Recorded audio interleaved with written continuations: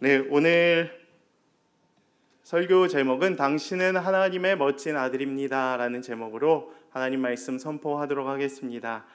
이 아들이 들어갔기 때문에 이제 뭔가 한쪽에 치우친 느낌이 들 수도 있고, 뭔가 하나님의 아들이라는 예수 그리스도를 우리가 떠올릴 수도 있겠지만, 저는 이전에 안내해드렸던 것처럼 가정의 대를 맞아 첫째 주에는 자녀됨, 그 다음 지난주에는 부모됨, 그 다음에 이번 주는 남성, 그 다음 주에는 여성, 특별히 이제 우리 예배의 주된 인원을, 예배 구성원을 이루는 이제 청년들에 관해서, 그 다음에 다음 주에는 그 남성과 여성이 하나 되는 아름다운 만남, 결혼을 주제로 말씀을 선포하고자 합니다. 그래서 남성을 향해서 어떠한 제목을 이렇게 지을까 고민을 오래 하던 중에 주님께서 저의 마음 가운데 당신은 하나님의 멋진 아들입니다 라는 제목이라는 또 그 감동을 주셨습니다. 그래서 오늘은 우리 이 형제들을 향한 또 메시지인데, 형제들만 듣는 것이 아니라 또 이 남자 청년들, 형제 청년들을 이해하기 위해서 또 우리 부모님 세대도 그렇고요, 우리 또 이성인 자매님들도 어차피 다음 주에도 자매에 대한 설교를 들을 텐데, 이 시대의 청년 형제들이 어떠한 고민을 가지고 살아가는지, 그리고 이 청년 형제들이 어떠한 은사들이 있고 하나님께서 이들을 왜 지으셨는지 서로 이해하고 또 주님의 뜻을 분별할 수 있는 은혜의 시간이 되기를 간절히 축복합니다. 미개척 분야예요. 사실 남성 사역은 아버지 학교를 대표로 해서 여러 가지 사역들이 많이 있습니다. 즉 이제 중년, 또 여러분들이 말하는 이제 아버지 세대, 또 40대의 아버지들과 가정의 직장인들을 위한 모임이나 설교 말씀이나 여러 가지 사역들은 사실 많이 있어요. 근데 아시다시피 청년들의 사역은 있지만 청년들 내부적으로 남성 청년들을 위한 이러한 진지한 고민을 하시는 분들은 아직까지 한국교회에 별로 없습니다.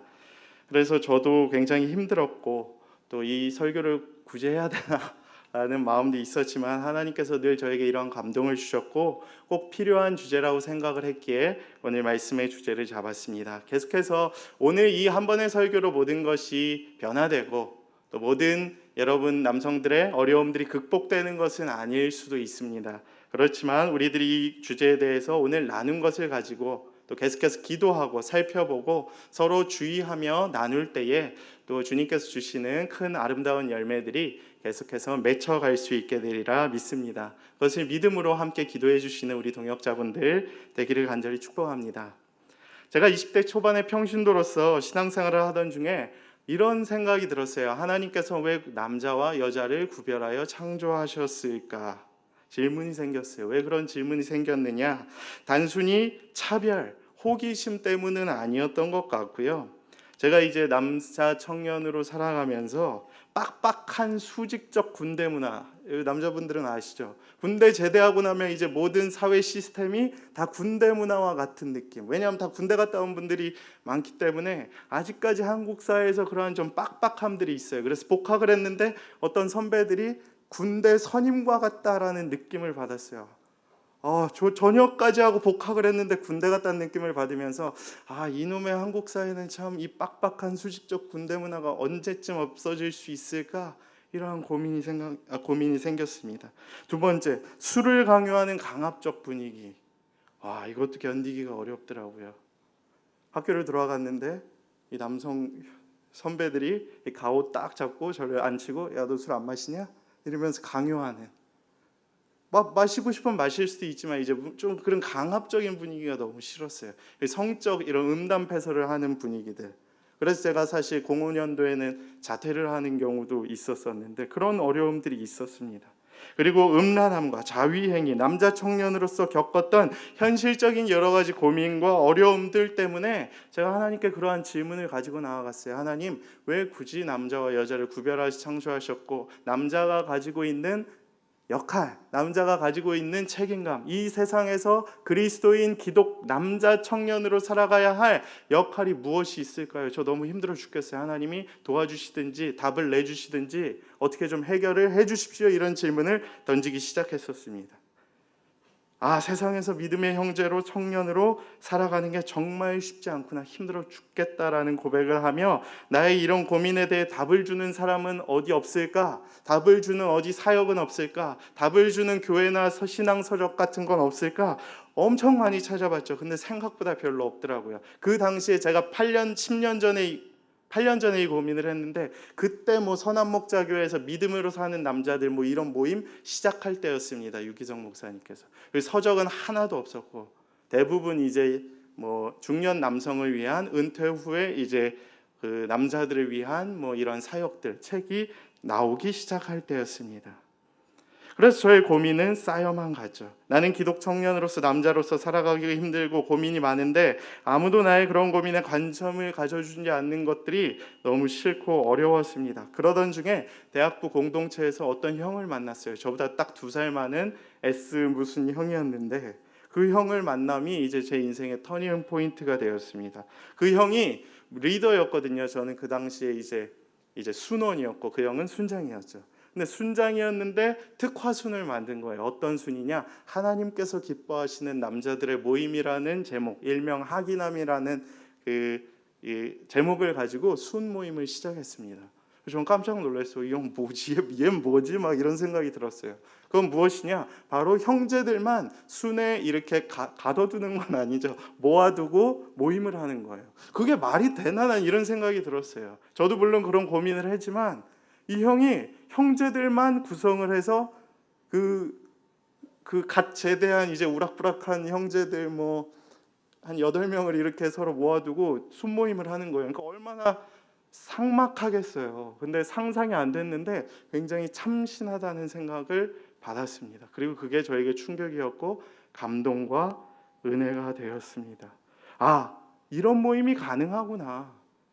그 모임을 통해서 형제들이 변화되고, 형제들끼리 뭉치고, 형제들만 나눌 수 있는 대화들이 있잖아요. 그런 것들을 하는데 굉장히 도전이 되더라고요. 이거구나. 내가 그동안 가지고 있었던 질문에 대해서 하나님께서 이런 방식으로 풀어갈 수 있는 방법을 보여주시는구나라는 것을 깨닫게 되었습니다. 그래서 제가 그 다음에 무엇을 했겠습니까? 바로 만들었죠. 저도 리더가 돼서 하기남 시즌2를 2기를 제가 만들었습니다. 그래서 제가 직접 형제들만 모아서 7명이서 함께 순모임을 하면서 되게 아름답고 즐겁고 또 도전이 되고 성장하는 그러한 시간들을 보냈었던 기억이 납니다. 이것이 제 삶의 하나의 터닝 포인트가 되었고, 신학대학원에 입학한 하나의 계기가 되었습니다. 그래서 지금도 누가 저에게 물어보신다면 보잘것없고 희망도 없어 보이지만, 그래도 한국교회의 남자 청년들과 형제들을 위해서 좀 일하고 싶은 마음들이 있습니다. 주님 지혜와 은혜를 더하여 주시옵소서라는 것이 저의 하나의 소명이 되었습니다. 그렇게 시작된 한 청년의 작은 고민을 통해 대학부 공동체에서 작은 형제들의 모임이 공동체를 변화시킨다라는 것을 제가 느꼈기 때문이에요. 왜 이러한 고민을 우리가 할 수밖에 없느냐? 교회란 구조 자체적인 문제일지는 모르겠지만, 지금도 앉아있는 분들 보십시오. 주위를 둘러보면 우리 교회는 그래도 형제들이 많은 편이긴 하지만 자매들이 압도적으로 이 교회에 많은 것을 우리는 알 수가 있습니다. 보통 6대4, 7대3 정도의 비율이 되죠. 우리 교회 임원단과 순장단의 비율만 봐도 한 6대4에서 7대3 정도가 되거든요. 그만큼 형제들이 교회를 안 나오는 경우들이 많다라는 거예요. 우린 그 부분에 대해서 간과해서는 안 된다라는 것을 하나님께서 늘 제게 마음의 감동을 주시는 것입니다. 그렇다면 우리는 이 남성에 대해서 이들이 어떠한 어려움 때문에 교회 안 나오고 어떠한 어려움을 가지고 살아가고 있기에 하나님을 멀리하고 있는가, 어떠한 고민들이 대답이 되어야 이들이 과연 하나님을 찾을 것인가에 대해서 살펴보아야 할 의무가 있다라는 거예요. 요즘 시대가 어떠합니까? 인터넷 사회면의 기사만 봐도 남성과 여성이 서로 혐오하고 으르렁 싸워대는 경우들이 너무나도 많아요. 왜 그렇습니까? 왜 그렇다고 생각을 합니까? 서로 함께 할 때에 나타나는 영적 시너지 효과를 경험하지 못했기 때문이에요. 상처만 그들 가운데 가득하기 때문입니다. 서로에 대한 이해가 없이 서로 한번 물려봤던 그 아픈 기억만 있기 때문에 상대를 싫어하는 거예요. 저는 하나님께서 이 땅 가운데 남성과 여성을 지으신 분명한 이유가 있다고 믿고 있습니다. 여러분도 그렇게 믿으십니까?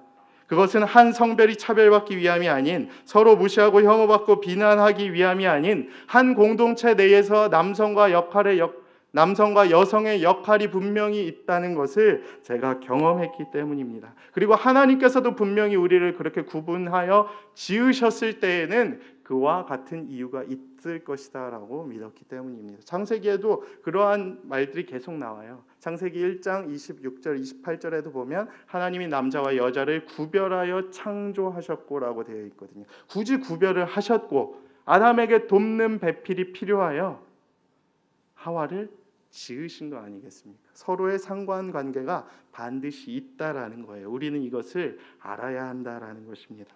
안타깝게도 주위를 둘러보면 하나님께서 자신에게 주신 위대한 사명을 깨닫지 못하고 인생을 허송세월 보내는 남자 청년들이 생각보다 많아요. 전 이런 청년들 볼 때마다 막 답답해 죽겠어요. 그냥 예배한다고 하면서 교회 출석만 하고 자기의 유익을 위해 비즈니스적으로 교회를 다니는 사람들이 꽤 많습니다. 정작 자신이 무엇을 위해서 살아야 하는지는 잘 몰라요. 교회를 나오고는 있는데 내가 남자로서 이 시대에서 기독 청년으로 살아가고는 있는데 왜 살아가고 있는지, 하나님이 나에게 어떠한 역할을 주셨는지는 잘 모르고 있는 것 같습니다. 나에게 그러한 사명이 있다는 것을, 하나님께서 나에게 그 놀라운 잠재된 능력을 허락하셨다는 것을, 비전을 발견하지 못하는 경우들이 너무나도 많아요. 그래서 오늘 목사님께서도 말씀하셨지만 위대한 사명과 잠재된 가능성을 발견하지 못하고 자신의 능력을 엉뚱한 곳에 인생을 빼앗기며 낭비하며 죽어가는 영혼들이 많다는 것입니다. 이 점을 우리는 깨달아야 해요. 저는 오늘 이 말씀을 통하여 여러분 안에 있는 잠자고 있는 영과 하나님께서 여러분들에게 허락하신 은사, 그 잠재된 능력들이, 가능성들이 불러 일으켜질 수 있게 되기를 간절히 축복합니다. 깨어날 수 있게 되기를 소망합니다. 남자들이 영적으로 깨어나면 하나님의 위대한 역사가 펼쳐질 것이기 때문입니다. 공동체 가운데 형제들이 변화되죠. 어떠한 변화가 일어나는지 압니까? 공동체 느낌이 달라요. 역동성. 그 형제들만이 가지고 있는 그 에너제틱이 드러나게 되어 있습니다. 바뀌어 보십시오. 한번 변화돼 보십시오. 일어나 보십시오. 움직여 보십시오. 공동체가 달라집니다. 자매님들이 깜짝깜짝 놀랄걸요. 오, 쟤네 왜 저러지? 굉장히 달라질 것입니다. 여러분의 역할과 책임을 깨닫고 하나님께서 그 인도하심 속으로 여러분의 인생과 비전을 던지실 수 있는 자들이 되기를 축복합니다. 그래서 하나님께 쓰임받게 되는 놀라운 인생으로 변화될 수 있게 되기를 축복해요. 오늘 이 말씀 한 번으로 다 끝나지는 않겠지만 계속해서 우리가 모임을 갖고 기도를 하고 관심을 갖는다면 여러분들 가운데 있는 그 형제들만이 가지고 있는 은사들, 그 잠재성, 놀라운 가능성들을 주님께서 불러일으켜 주시고 여러분들을 공동체와 사회와 여러분의 가정 가운데 귀한 능력으로 사용하시리라 믿습니다. 그럼 먼저 첫 번째로 우리가 오늘 우리에게 주시는 하나님의 말씀을 살펴보길 원하는데요. 저는 이것을 지칭을 하길 하나님의 멋진 아들 되기 프로젝트라고 지칭을 했습니다. 그래서 그 첫 번째 필요한 이제 그 근거가 거룩으로 잡았습니다. 거룩. 그래서 하나님의 멋진 아들이 되기 위해서는 우리가 거룩이 필요하다라는 거예요. 형제님들만 한번 따라해 주시겠어요? 거룩이 필요합니다. 예, 여러분들 가운데 지금 거룩이 필요하다는 거예요. 거룩이 무엇이냐? 분리된, 깨끗한, 이제 뭔가 세상과는 다른 그러한 분별된 모습들이 여러분들 가운데 있어야 된다라는 거예요. 여러분은 그냥 형제 청년이 아니라 예수 그리스도를 주로 고백하는 믿음의 청년들이 아니겠습니까? 세상 가운데 나아가서 그들과 똑같이 살아서는 안 되는 의무가 있다는 거예요. 교회에서는 그것을 여러분의 거룩성이라고 부릅니다. 그래서 우리가 진짜 하나님께 쓰임받는 주님의 멋진 아들이 되기 위해서는 먼저 첫 번째로 거룩성을 회복해야 한다라는 거예요. 젊은 남자들이 가지고 있는 가장 큰 고민이 무엇이겠습니까? 혹시 자매님들도 한번 생각해 보세요. 내가 만나고 있는 이 형제가 무엇을 고민하며 살아가고 있는가? 얘는 도대체 무슨 생각을 하고 있을까? 얘에게 있어서 신앙의 어려움은 뭐가 있을까? 이런 고민들을 해보십시오. 오늘 성경에서는 그에 대해서 청년의 정욕이라고 이야기를 합니다. 정욕. 정욕이라고 하니까 그냥 욕구인 것 같죠? 맞습니다. 욕구입니다. 우리 그 몸 가운데 있는 욕정, 욕구들을 이제 청년의 정욕이라고 표현을 하고 있어요. 이 시대를 살아가고 있는 믿음의 청년들이 겪게 되는 대표적인 어려움들이 정욕이라는 거예요. 왜 정욕이냐? 바로 하나님이 우리를 신체적으로 그렇게 지으셨기 때문입니다. 지으셨기 때문이에요. 20대 초반이 되면 남자들의 혈기가 제일 왕성해집니다. 의학적으로. 형제들은 아시죠? 그래서 막 이제 폭발할 것 같은 그 에너지 있죠. 막 뛰어다니고 막 부르면 튀어다니고 막 자전거 타면 막 장단지 터질 것 같고 운동 안 하면 막 이 에너지를 어디 쓸 데가 없을 것 같은, 그게 다 신체적으로 하나님이 우리를 그렇게 지음을 허락하셨던 건데, 그러한 욕구가 강해지다 보니까 우리 가운데 있는 정욕도 같이 강해진다라는 것을 우리가 알 수 있게 되는 것입니다.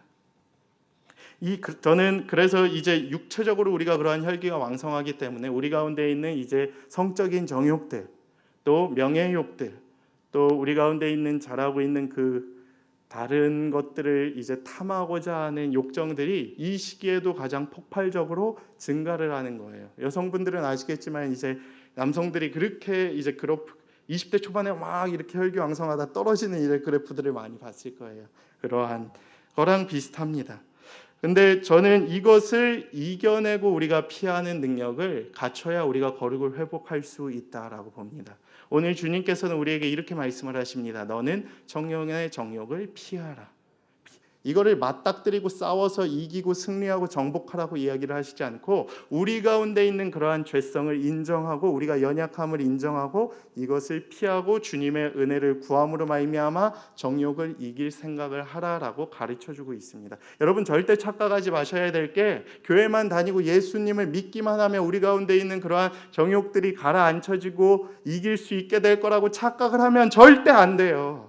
절대 여러분은 죄를 이길 수 없습니다. 여러분이 죄를 이길 수 있다라고 착각하는 것은 엄청난 교만이 될 거예요. 여러분 절대 그것을 이길 수가 없어요. 세상 그 사람들과 똑같습니다. 왜냐? 우린 인간의 죄성을 입은 육체를 가지고 살아가고 있는 사람들이기 때문에 거기까지는 동일하다고 인정을 해야 돼요. 그럼 세상과 구별된 것, 우리의 거룩함은 무엇이냐? 바로 우리 가운데 있는 예수 그리스도를 붙잡는 능력이 되는 것입니다. 그것이 거룩함이에요. 여러분 성적으로 무너질 때가 굉장히 많죠. 그 어려울 때마다 여러분들 그냥 맞닥뜨리면 절대 안 됩니다. 여러분 가운데 있는 인간의 죄성이 바로 반응을 해요. 그러면 동일한 거예요. 세상 친구들과. 주를 믿지 않는 사람들과 우리의 육체는 동일하기 때문에 같은 현상을 봐도 우리의 죄성이 반응을 하는 건 동일합니다. 거기까지는 우리가 차이가 없어요. 근데 그것을 이겨낼 수 있는 힘과 능력은 어디 있느냐? 바로 예수 그리스도의 거룩의 능력에 있다라는 거예요. 우리를 위하여 죽으신, 십자가에 달려 돌아가신 그리스도 가운데 능력이 있기 때문에 우리가 거룩해질 수 있는 거예요. 그 능력을 의지해서 우리가 피함으로 말미암아 우리가 거룩해질 수 있다라는 겁니다. 성경에 보면 창세기 후반부에 보면 주인공이 누굽니까? 요셉이죠. 요셉을 많이 대표적으로 사용을 합니다. 요셉이 보디발의 아내에게 이제 유혹을 당합니다. 유혹. 보통 이런 경우가 없는데 이렇게 자기 집주인의 아내가 유혹을 하죠. 이제 젊은 청년이었던 요셉이 굉장히 이렇게 멋스러워 보였을 겁니다. 그래서 이렇게 나와 오늘 밤 같이 잠을 자자 이렇게 청했던 것으로 보입니다. 근데 요셉이 거기에 대고 어떻게 합니까? 그냥 부딪힙니까? 정복합니까? 싸웁니까? 아닙니다. 피합니다. 그러한 죄성에 대해서는 피함이 가당한 것이라고 우리에게 메시지를 전달하기 위함이 아닐까라는 생각을 저는 해보게 되었습니다. 죄성은 부딪히는 게 아니에요. 싸우는 게 아니에요. 우리가 피할 수 있는 지혜를 얻는 것이 필요하고 예수 그리스도를 의지할 수 있는 능력이 우리 가운데 있어야 하는 겁니다. 여러분이 예수님을 믿는 그 능력 자체로 인간의 죄성을 가지고 이 죄를 부딪힌다면 이길 수가 없어요. 제가 왜 굳이 이 얘기를 하냐? 이 일로 인해 낙심하고 있는 청년들이 너무나도 많은 것을 알기 때문이에요. 자매분들은 모르실 수도 있겠지만 형제들이 티를 안 내서 그렇지 이런 문제 때문에 자책하는 경우들이 굉장히 많거든요. 내 안에 있는 이 죄성, 내가 교회를 다니고 있는데 나의 세상의 육체적 정욕은 해결이 되지 않는 자신의 모습을 보며 내 안에 있는 하나님까지 부정하는 경우들이 굉장히 많습니다. 죄를 이기지 못하는 자신의 모습을 보면서 인간의 죄성을 갖고 있는 그 상황으로서 당연한 것임에도 불구하고 예수님을 탓하는 경우들이 너무나도 많아요. 교회를 떠나거나 신앙을 잃어버리거나 교회를 나오고는 있지만 그 괴로움과 자책감에 무너져 버리는 경우들이 너무 많이 있습니다. 뭔가 나는 교회를 다녀서 성적으로 순결하고 깨끗해야만 할 것 같은데 내 몸의 욕구가 생각대로 움직여주지 않고 자꾸만 그러한 죄를 범하는 경우가 많기 때문에 그러한 경우 앞에서 자신을 무너뜨리는 경우들이 굉장히 많다라는 거예요. 한 신학대학원 교수님이 20대에서 30대 사이의 미혼 기독 청년들을 대상으로 조사를 했답니다. 설문조사. 어떤 거냐 하면 온라인 성의식 조사 결과 보고서에 대한 이런 설문조사를 했어요. 근데 거기에서 응답이 이렇게 왔답니다. 1000명인데 약 60% 넘는 형제들이 본인의 그러한 정욕을 어떻게 해소하고 있느냐. 대부분의 형제들은 다 자위행위나 자신의 그 정욕을 참지 못하고 터뜨리는 경우들이 많다라고 이야기를 했습니다. 그에 반해서 자매님들은 운동이나 취미생활이나 참음으로 가능하다고 이야기를 했습니다. 자, 그래서 하도 어이가 없어서 이거 잘못 설교하면 우리 수많은 청년 자매들에게 이거 돌맞을 수도 있다. 그래서 어제 제가 주중에 아내하고 상의를 했습니다. 정말 이러냐? 이게 정말 사실에 근거한 거냐? 내가 여자가 아니기 때문에 여성들의 마음을 다 이해할 수는 없는데 이 근거가 사실이냐?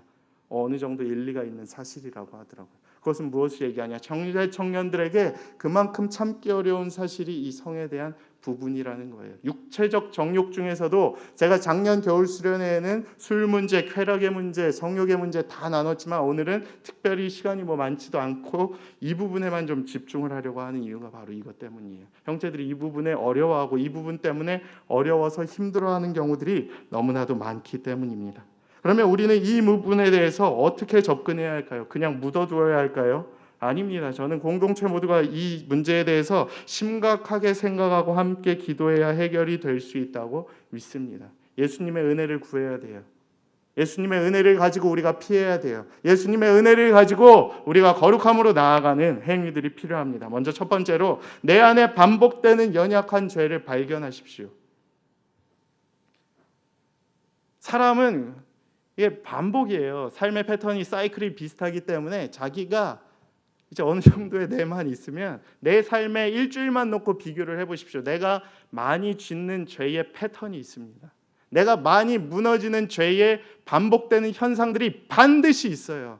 내가 딱 이것만 보면 내가 약해지는 경우들이 있고, 내가 맥주캔만 보면 마시고 싶어서 막 견딜 수 없는 형제들이 있고, 막 무슨 도박만 보면 도박을 하고 싶어서 견딜 수 없는 친구들이 있는 것처럼, 토토 하듯이 로또 하듯이 이런 거 하는 것처럼 자기에게 발견되는 그러한 약한 부분이 분명히 하나씩은 있을 겁니다. 그것을 먼저 발견을 해야 돼요. 그냥 내 삶을 그냥 내버려두면 안 돼요. 그냥 먼저 내 안에 약한 부분이 뭔지, 내가 진짜 어떤 형제들은 이런 사람들도 있어요. 너무 친구들이랑 노는 걸 좋아해서 여자친구도 안 돌보고, 심지어 가정을 이뤄도 가정도 안 돌보고 친구만 만나고 술 한잔하는 걸 좋아하는 형제들도 굉장히 많이 있습니다. 그것이 그 사람의 약점인 거죠. 그것들을 발견을 해야 돼요. 내가 무엇에 대해서 약한 부분이 있는지 내가 알아야 한다라는 거예요. 그리고 그것을 발견하고 그 죄를 극복하기 위해서 내 안에 죄와의 전쟁을 선포해야 됩니다. 두 번째로는 내 안에 악한 선택의 사슬을 끊어내는 행위를 해야 된다라는 거예요. 악한 사슬은 반복이 돼요. 반복. 로테이션입니다. 아닌 것 같죠? 저도 반복해요. 내가 약한 부분만 똑같은 짓을 또 하는 죄를 범하는 경우들이 정말 많습니다. 그것을 끊어내도록 나의 죄악을 향한 선택의 사슬을 끊어내기 위해서 잘 피하는 행위, 그러한 지혜의 트릭들을 내 생활 군데군데 이렇게 장치를 해야 된다라는 거예요. 내가 만약 컴퓨터 앞에만 앉으면 내가 컴퓨터를 통해서 다른 일을 한다. 뭔가 장치를 해야죠. 컴퓨터를 마루에 내놓든지, 컴퓨터를 안 하게끔 시간을 할애를 하든지, 아니면 형제들은 제일 좋은 게 운동인 것 같아요. 저도 요새 그러한 어려움, 영적 우울감들 이런 것들을 운동으로 극복하고 있거든요. 자전거 열심히 한번 타보십시오. 밤에 그냥 골아 떨어져 버리더라고요. 이러한 행위들이 필요해 버립니다. 마지막으로 디모데전서 2장 7절에 나와 있듯이 그러므로 너희는 각처에서 남자들이 분노와 다툼이 없이 거룩한 손을 들어 기도하기를 원하노라. 우리가 기도하기에 힘써야 된다라는 거예요. 우리의 거룩한 손을 들고 우리의 그 가지고 있는 죄악들을 버리고 하나님께서 허락하신 그 남성성을 회복하기 위해 거룩한 손을 들고 기도하는 행위를 보여야 한다라는 것입니다. 여러분, 혹시 여러분이 신학을 공부한다거나 결혼을 하게 되면 이런 지긋지긋한 나의 욕구와 죄성과 자책감들이 끊어지게 될 것이라고 믿는 분들 계십니까? 제가 확실하게 얘기해 드리겠습니다. 절대 그렇지 않습니다. 결혼이 여러분의 그러한 죄성의 끊어짐의 정답이 될 수 없습니다. 인간의 본연의 욕구가 뒤집히는 문제가 아니라 이것은 우리가 가지고 있는 죄성을 뒤집는 그러한 생각으로 접근을 하면 안 되고, 우리가 이것의 죄성은 인정을 하되 지혜롭게 대처하고 신앙으로 극복하는 방법에 초점을 맞추고 나아가고 극복해야 할 문제라는 거예요. 형제들이 거룩함을 회복하기 위해서는 여러분의 본성을 뒤집으려고 하지 말고 이 본성은 유지하고 이 본성으로 하나님께 영광을 드리되 이 본성을 이제 뛰어넘는 지혜로움이 필요하다는 거예요. 주님의 은혜가 필요하다는 거예요. 이 사실을 기억하고 접근하실 수 있게 되기를 축복합니다. 제가 늘 이야기했던 것처럼 한국 사회에 결국 문제가 터지지 않았습니까? 얼마 전에 결국 N번방 사건과 같은 일들이 터지게 되는 것을 보면서 너무 마음이 아팠어요. 여러분 어떤 생각을 하셨습니까? 그냥 마냥 비난만 했습니까? 전 첫 번째로 드디어 터질 게 터졌구나 이런 생각부터 했고요. 두 번째로는 회개했습니다. 이거 어떡하냐, 우리의 죄성 때문이다. 눈물을 흘렸습니다. 이거 단순히 한순간에 우연찮게 터진 일이 아닙니다. 여러분 오해하지 마십시오. 한순간에 호기심 때문에, 잘못 때문에 누가 그랬다고 하더라고요. 클릭하다 보니까 거기까지 갔다고. 그런 일 절대 없어요. 이건 절대적으로 쌓이고 죄가 반복되다가 거기까지 간 겁니다. 그리고 그러한 일들이 또 실제로 일어나기도 하죠. 어디에서부터 시작됐을까요? 여러분의 죄성으로부터 시작된 거예요. 이런 것들을 끊어내지 아니하면 거기까지 가게 되는 것입니다. 마냥 비날만 한 일이 아니라 우리 전체적으로 회개하고 반성해야 할 문제들입니다. 이미 오랫동안 축적되고 쌓여왔던 것들의 결과물로 나타내는 것이 되는 것입니다. 결코 우연이거나 재수 없게 걸린 게 아니고 우리 가운데 철저한 회개와 반성들이 필요한 거예요. 하나님께서 이제 대한민국 사회와 한국교회 가운데에, 형제들 가운데에 이러한 반성의, 회개의 메시지를, 심판의 메시지를 우리에게 보여주고 계신 거예요. 너희 이제 더 이상 내가 못 참겠다. 이제 하나하나 터뜨릴 것이다. 반드시 심판할 것이다. 그러한 메시지를 우리들 가운데 보여주고 계신 것입니다. 저는 하나님의 진노하심이 차오르고 있다는 사실을 우리가 기억하고 우리 가운데 있는 이 죄성을 좀 극복할 수 있었으면 좋겠어요. 우리가 이것을 위해서 온전히 완전히 해결하지는 못하지만 주님의 은혜를 구하기를 소망합니다.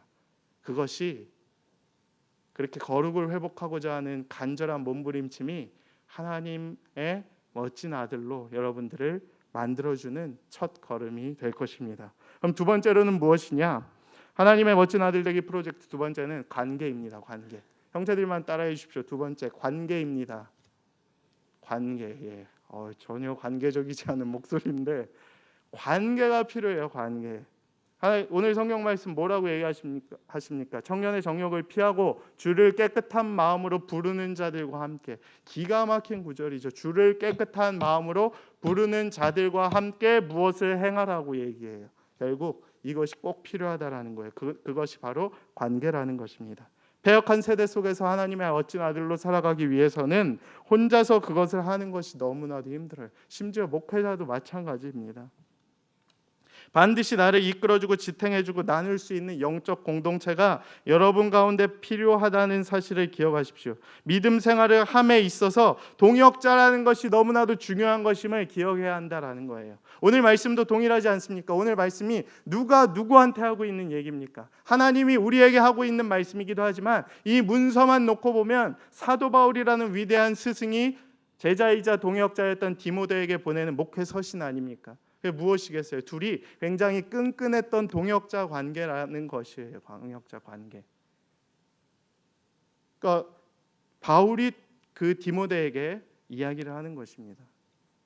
그 귀한 영적 관계를 가지고 서로 권면해주고 너가 이런 점이 약하니까 무너질 수 있으니까 목회를 이렇게 하면 좋겠다라고 편지를 쓴 것이 디모데 전후서거든요. 그러니까 바울이 디모데를 굉장히 아끼고 영적으로 동역자 관계를 유지했기 때문에 쓸 수 있는 귀한 편지였던 것입니다. 아마 디모데가 힘들고 무너지고 싶을 때마다 이 바울의 존재와 편지와 이 말 자체가 얼마나 큰 위로와 힘이 되었는지 우리는 상상을 해볼 수 있습니다. 저는 목양교회 청년부 와서 동역자라는 말을 들어본 적이 별로 없어요. 이런 단어 자체가 우리 공동체에 별로 없는 것 같습니다. 누구를 생각할 때마다 동역자라는 단어를 별로 안 써요. 그냥 아는 애인 거죠. 그냥 또래인 거죠. 그도 그럴 것이 기성교회고 지역교회이다 보니 어려서부터 쭉 보아오던 관계들이 별로 새롭지 않은 관계들이라고 느껴질 수 있을 것 같습니다. 그냥 대수롭지 않고 평범하고 그냥 우리 동네 그냥 뭐 그 남사친 뭐 여사친처럼 이런 관계일 수도 있습니다. 근데 정말 하나님께서 그렇기 때문에 여러분들을 이 자리 가운데로 부르셨을까요? 전 그렇게 생각하지 않습니다. 과연 그냥 만나게 하셨을까요? 절대 그렇지 않겠죠. 저는 하나님께서 여러분들을 구리 목양교회로 부르신 사명과 이유가 분명히 있다라고 생각합니다. 그리고 여러분이 이 시기에 굳이 안 만나도 될 쟤를 여기서 만나게 하신 이유가 있다라고 생각을 해요. 그것이 바로 동역자의 관계입니다.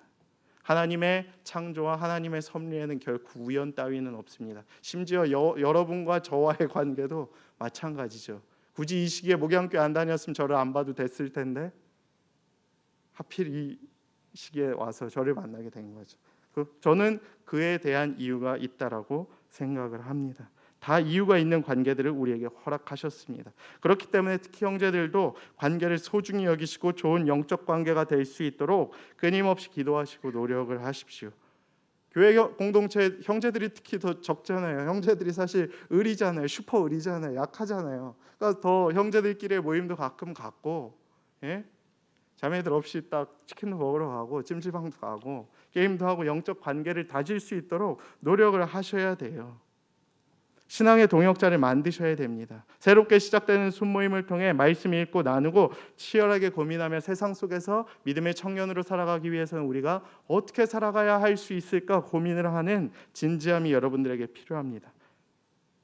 안 맛봐서 모를 수 있지만 한번 맛보면 진짜 기가 막힙니다. 이거 내가 힘들어서 무너질 때 나를 위해서 옆에서 함께 울어주고 기도해 줄 수 있는 동역자가 있다라는 사실만큼 행복한 일이 없을 겁니다.